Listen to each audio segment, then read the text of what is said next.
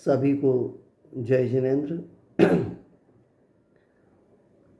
आदरणीय रविंद्र पत्रकार जी को भी विशेष रूप से मेरा जय जिनेंद्र, क्योंकि आज वही एक माध्यम बने हैं फिर से वीडियो बनाने के लिए। रविंद्र पत्रकार जी ने अपनी वीडियो में हर बार ये कहा कि समाज में कुछ लोग गंदगी फैला रहे हैं और ये उसको साफ करने के लिए आए थे। रविंद्र भाई जी, 8 जुलाई को मैंने वीडियो डाला था जिसमें आपसे पूछा था कि आचार्य श्री 108 समय सागर जी महाराज के पास जो मैंने रिकॉर्डिंग की, चूँकि ऐसा आपने आरोप लगाया था, उसके सबूत आप दीजिए। तो फिर तो आप काफ़ी गहरे सफाई में उतर गए थे ऐसा लगा, परंतु परसों फिर आपको हमने देखा। सारी समाज से कहना चाहते हैं ये आप स्वयं देखिए कि ये ज्ञानी रविंद्र जी जो अभी मेरे लिए कह रहे थे कि हम गंदगी फैलाते हैं, ये तो अभी एक नई टाइप की गंदगी फैलाने आए। 2 साधुओं के शिविर को लेकर के जो उनका व्याख्यान था उसको इन्होंने बहुत अच्छे तरीके से प्रस्तुत किया। पहले साधु का तो बोलते समय सीधा सीधा बोले कि मैं सीधी सीधी उनकी बात रखता हूँ, और दूसरी साधु की बात को रखने के लिए इन्हें कुछ मिनट का प्रस्तावना भूमिका बनानी पड़ी। खैर, पत्रकार जी, फिर भी हम आपके लिए धन्यवाद देंगे, क्योंकि आपकी निमित्त से पत्रकांड की एक बहुत बड़ी समस्या सुलझ गई। हम कई महीनों से परेशान थे कि जूरी कमेटी जो थी भोपाल ताज होटल में 21-22 जुलाई 2024 को बैठी थी, जिसमें हमारे भारत की भामाशाह श्री अशोक पाटनी जी भी प्रमुख थे, और उनके नेतृत्व में ही वही जूरी कमेटी बैठी थी। आदरणीय अशोक पाटनी जी को जब से हम धर्म में आए तब से हम उन्हें जानते हैं। ऐसा सौभाग्य रहा कि हम जितनी बार भी आचार्य भगवान के पास गए, अधिकांश बार पाटनी भैया हमें मिले। बातचीत नहीं होती क्योंकि हमारी इतनी हैसियत नहीं है कि हम उनसे बात कर पाएँ, लेकिन एक नज़रों का जो सम्मान होता है वो हमेशा मिलता रहा। और पाटनी भैया इससे भी ज़्यादा कई बार गए होंगे, पर मेरा कहने का मतलब कि मेरे को आचार्य जी की उपस्थिति में हमेशा मिले। मैंने उनको अपनी सगी आँखों से दान करते देखा, पूजन करते देखा। जो एक श्रावक के श्रेष्ठ गुण हैं वो सब उनमें मैंने देखा। मेरी उनके प्रति हृदय में बहुत श्रद्धा थी। लेकिन इस पत्रकांड में जब वो जूरी कमेटी के रूप में आए और कमेटी ने दूसरे दिन जब जांच करके जाने लगे, उस समय भी उन्होंने जो कुछ कहा, आदरणीय पाटनी भैया आप विश्वास करिए, मुझे आपके प्रति अति विश्वास है। बस एक बात मन में कौंध रहा था मेरे दिमाग में, आप भगवान की दया से सरस्वती से भी संपूर्ण हैं और लक्ष्मी से भी संपूर्ण हैं, इसलिए मेरी आदत नहीं कि किसी पे बेवजह आरोप लगाएं। तो संभव ही नहीं था कि आप किसी दबाव में होंगे या आपका कुछ लेन देन होगा, तो सवाल ही नहीं उठता। पर एक बात मुझे कई रातों से सोने नहीं दे रही थी कि ऐसा क्या है कि अशोक पाटनी जैसे भैया, जिस पे सारे साधुओं का, एक संघ की बात नहीं कर रहे, भारत के सारे साधुओं का भरपूर आशीर्वाद है, वह व्यक्ति अपने आप में इतना सक्षम है, क्या वजह है कि उस सत्य को उद्घाटित नहीं कर पा रहे। बहुत विकल्प मन में चल रहे थे। मैंने शायद 1-2 बार वीडियो में कहा भी इस चीज़ को, और आज भी मेरा मन कहता है कि पाटनी जी गलत नहीं हो सकते हैं। इसी बीच मेरा पुस्तकें चूँकि पढ़ते रहते हैं, कर्ण का मैंने चरित्र पढ़ा, राजा कर्ण, महाभारत के समय जो हुए। मुझे तो कर्ण जी की स्टोरी और भैया की स्टोरी लगभग मिलती जुलती सी लगती है। जैसे इतिहास में कर्ण महादानी था, उसने अपने सुरक्षा कवच कान के कुंडल भी उतार करके दिए थे। ज्ञानी भी था, वीर भी था, साहसी भी था। इतिहास में यदि कर्ण की स्टोरी पढ़ने जाओ आप, तो कर्ण पर एक ही आरोप लगा कि उसने अपने मित्र दुर्योधन का साथ देने के लिए सत्य का साथ नहीं दिया। और परसों जब हमने किसी महाराज को सुना शिविर के बारे में वक्तव्य देते हुए, तो उन्होंने बताया कि अशोक पाटनी जी भी उनके शिविर के शिविरार्थी थे। तब जाकर के मेरी ये बात क्लियर हुई कि पाटनी भैया ने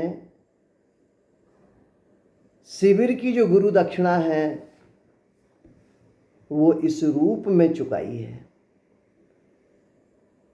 पर आज भी मन कहता है कि आचार्य भगवान ने भी पाटनी भैया को बहुत दिया है, बहुत। क्योंकि आचार्य भगवान से जितना मुझे मिला है प्रेम वात्सल्य, बाकी तो कुछ नहीं जानते हम, लेकिन हमने देखा कि जब जब भी भैया बैठे रहे हैं, आचार्य सी का चेहरा, आचार्य सी की नज़रें, बॉडी लैंग्वेज ये बताती हैं कि आचार्य भगवान इनके प्रति बहुत कृपावान थे। और क्यों भी नहीं हो, यदि आज की डेट में यदि हम ये कहें कि भारत का सर्वश्रेष्ठ सृष्टि कोई है तो अशोक पाटनी जी हैं। परंतु गुरु दक्षिणा के रूप में जांच कमेटी की रिपोर्ट निछावर की है, ये सोच करके मन दुखी होता है। अशोक भैया, आज हम आपके सामने हाथ भी जोड़ते हैं। हम तो ये कहते हैं यदि उस जांच रिपोर्ट में कहीं हम दोषी पाए गए हों तो आप 1 मिनट मत लगाना, इस पूरी दुनिया को बताना और पूरी दुनिया के लोगों से कहते हैं कि यदि ये रेखा बहन तुम्हारी दोषी है इस पत्रकांड में, तो दुनिया को जितनी सज़ा दे सकते हो उससे 1 करोड़ गुनी ज़्यादा सज़ा मुझे दो, हम स्वीकारेंगे। लेकिन उस पत्रकांड को जब भी हम याद क्या करते, वो तो जहन में उतर गया है। सोचते हैं तो लगता है कि क्या नियति बनी है। ये आप देखिए। एक बात और बताएं, जब ये कुत्ता कुतिया वाला अपराध क्रमांक 1154/24 हमने मोतीनगर थाने में रजिस्टर्ड कराया, तो पुलिस अधिकारियों ने हमसे लिस्ट मांगी कि आपके खिलाफ सोशल मीडिया पे कौन कौन मैसेज डालते हैं। मैंने 67 भाइयों के नाम और नंबर लिख करके पुलिस को दिए स्क्रीनशॉट के साथ, आज भी मेरे पास सबूत के तौर पे हैं। फिर ललितपुर में ब्रह्मचारी अभिषेक मेहरोनी का एक आरोप लगा उस पर कि वह सुधा सागर जी महाराज के खिलाफ पत्रकांड करता है और वह पत्रकांड हम कराते थे। मैंने जैसे मुझे ये वीडियो वायरल हुआ तो मैंने उठा करके ललितपुर की पुलिस और पूरे उत्तर प्रदेश के सीएम वगैरह को आवेदन दिया, उसमें मेरे बयान हुए। तो उस अभिषेक मेहरोनी वाले कांड में भी करीब 37 लोगों ने मेरे खिलाफ व्हाट्सएप चलाए थे गंदे गंदे, उसकी भी मैंने लिस्ट बना के दी।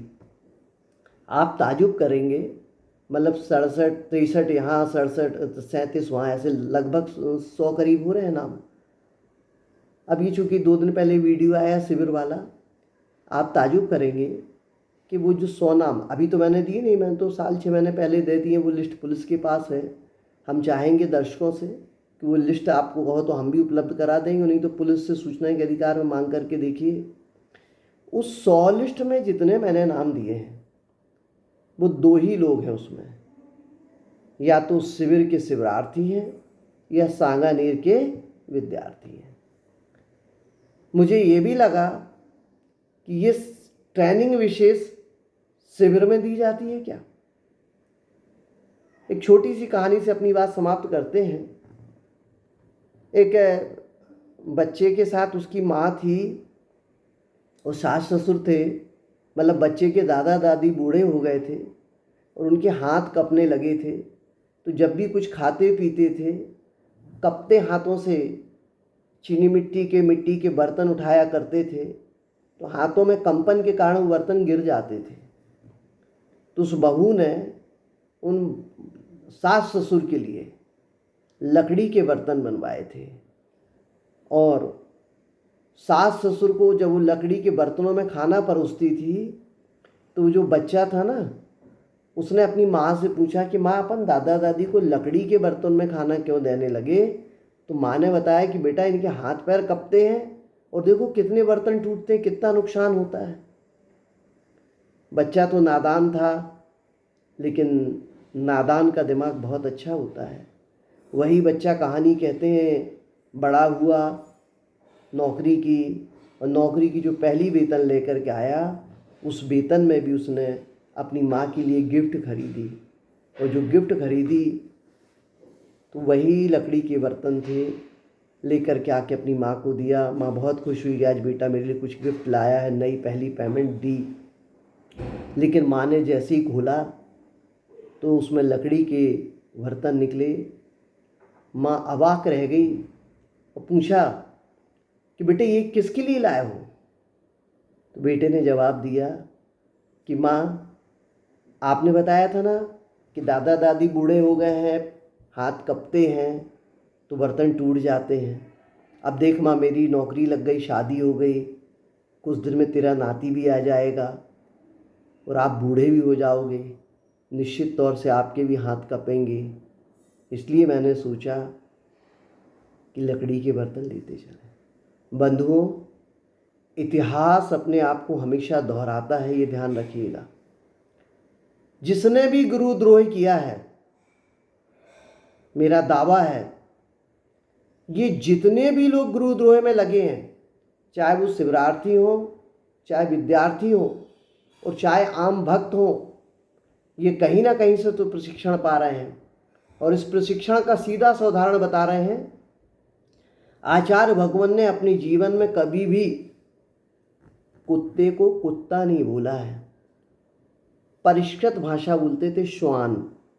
और उसको भी कहते हुए आचार्य भगवान की वीडियो आप देखें, बहुत सकुचाते थे, बहुत संकोच में बोलते थे। लेकिन आप देखिए, एक साधु ने इस शब्द को स्थापित कर दिया। इसका क्या नतीजा निकला? तो इसका नतीजा ये निकला कि आजकल जितने भी सोशल मीडिया पे मैसेज चलते हैं, अधिकांश में ये नया वर्जन सुनने को मिलता है। ये हम जानते हैं, हम पुलिस में रहे, हम बहुत कुछ जानते हैं। जैसे अपने नीच शब्द नहीं चलता, मतलब हे माना जाता है। अब वह शब्द भी प्रचलन में आ गया है और हम देखते हैं कि जो जिसका फॉलोअर्स होता है वो उसको एक्सेप्ट करता है। और सबसे बड़ी बात ये होती है, अंदर के परिणाम कोई नहीं ग्रहण करता। बाहर में जो दिखता है ना, बॉडी लैंग्वेज के थ्रू, आचरण के थ्रू, उच्चारण के थ्रू, प्रदर्शन के थ्रू, उसी को लोग एक्सेप्ट करते हैं। आज सलमान खान, आमिर खान की ड्रेस तो सब पहन लेते हैं, उसमें कुछ जो बहुत एक्सपर्ट होते हैं वो कुछ उनके डायलॉग भी सीख लेते हैं, लेकिन जो अंदर का अभिनय फीलिंग है वो क्या किसी को बन पाता है? बस यही चीज़ हमारे जीवन में भी है। हम भी जिन साधु संतों से प्रभावित होते हैं उनके बाहरी व्यवहार को स्वीकार कर लेते हैं। अब समाज को ये सोचना है कि ये बाहरी व्यवहार में जिस तरीके की, क्योंकि भाषा समिति मायने रखती है ना, खैर वो एक अलग विषय है। तो हम ये बताना चाह रहे हैं कि हमारा इस पत्रकांड का एक बहुत बड़ा प्रकरण रविंद्र भाई ने सुलझा दिया। और रविंद्र भाई जी, हम इंतज़ार में हैं कि आप समय सागर महाराज जी के समय जो हमने छुप के छल कपट से रिकॉर्डिंग की है, जैसा कि आप बता रहे हैं, हम चाहते हैं आप जनता के सामने अवश्य लाएं। मुझे तो आपसे ये पूछना है, आपको शर्म नहीं आती? हम तो सोच रहे थे कि 8 जुलाई के बाद अब आप आए नहीं हैं तो शायद आप बचे रहेंगे, लेकिन आपका वीडियो देखा तो लगा कि नहीं, बहुत दमखम के साथ आपने दो साधुओं की तुलनात्मक स्थिति रख करके समाज के सामने जो परोसा है। हम समझते हैं इसका दोषी कौन है, ये तो केवल ज्ञानी जानते होंगे या आप जानते होंगे। लेकिन पत्रकांड की बात जारी रहेगी। और मेरा तो समाजजनों से कहना है, अभी एक नरयावली में घटना घट गई है, सबको पता है, ध्यान रखना। आचार्य जी हमेशा कहते थे, जोश यदि होश के साथ रहे तो काम में आता है, और जोश होश खो देता है तो बिगड़ जाती बात। साहस बुरा नहीं है, दुस्साहस बुरा है, ठीक है। और जिस तरीके से ये प्रचलन में आ रहा है कि इनकी ज़बरदस्ती जय बोलो, इनके नारे लगाओ, ये पोस्टर लगाओ, ये सब बातें समाज से कहना चाहते हैं, हाथ जोड़ करके इन सब चीज़ों को विराम दीजिए। और आदरणीय पाटनी भैया से कहना चाहते हैं, पाटनी भैया आपके लिए मेरे मन में बहुत श्रद्धा है। इसलिए श्रद्धा है, आप बहुत पैसे वाले इसलिए श्रद्धा नहीं है, आप बहुत ज्ञानवान इसलिए श्रद्धा नहीं है। हम हर उस व्यक्ति को पसंद करते हैं जो हमारे गुरुदेव की पसंद था, इसलिए हम आपको पसंद करते हैं। और आपसे निवेदन करते हैं कि जितना सत्य आपने उन 2 दिनों की जांच में, कम से कम सीसीटीवी कैमरे में जितना सत्य दिख रहा है, जिसको दुनिया की कोई ताकत नहीं झुठला सकती, कम से कम उतने सत्य को तो आप आज भी आकर के जूरी मंच पे रख दे कि इतना सत्य पाया था। और हम तो फिर कहते हैं, यदि आपको लगता है कि हम दोषी हैं, आप बोलिए। हम तो उस पंच को, उस जूरी को पंच परमेश्वर मान के चल रहे हैं। और सोच करके देखिए कि आचार्य समय सागर और भगवान के पास भी आप बैठे थे, इस प्रकरण में हम भी बैठे थे। आचार्य भगवान को भी कितना विश्वास रहा होगा। एक बात ध्यान रखना, पैसों का छल छल नहीं कहलाता, धन दौलत का छल छल नहीं कहलाता। किसी की भावनाओं को जो छला जाता है, हम समझते हैं वो बहुत बड़ा छल होता है। कृपया करके पत्रकांड को आप उजागर कर दें और इस पूरे देश में फैली हुई अशांति को आप शांत कर दें। इसी भावना के साथ जय जिनेंद्र।